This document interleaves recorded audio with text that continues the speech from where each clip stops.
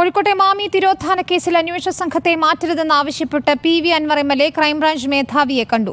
വിക്രമിനെ തന്നെ അന്വേഷണം ഏൽപ്പിക്കണമെന്നാണ് ആവശ്യം. നേരത്തെ കുടുംബവും ആക്ഷൻ കൗൺസിലും ഈ ആവശ്യം ഉന്നയിച്ചിരുന്നു. മാമി തിരോധാന കേസിൽ അന്വേഷണത്തിന് ക്രൈംബ്രാഞ്ച് ADGPയുടെ നേതൃത്വത്തിൽ അന്വേഷണ സംഘം രൂപീകരിച്ചിരുന്നു. അന്വേഷണത്തിന്റെ ഒന്നാം ഘട്ടത്തിൽ കേസിന്റെ ചുമതലയുണ്ടായിരുന്ന മലപ്പുറം ക്രൈംബ്രാഞ്ച് SP വിക്രമിനെ സ്ഥലം മാറ്റി.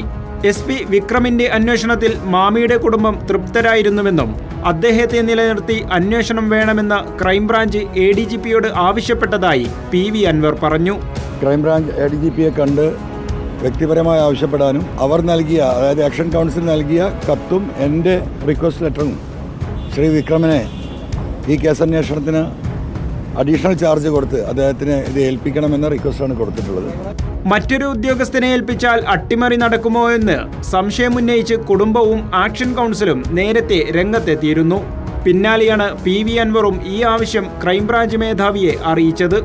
അനുകൂല തീരുമാനമുണ്ടാകുമെന്ന് പ്രതീക്ഷിക്കുന്നതായും PV അൻവർ പറഞ്ഞു. റിപ്പോർട്ടർ, തിരുവനന്തപുരം.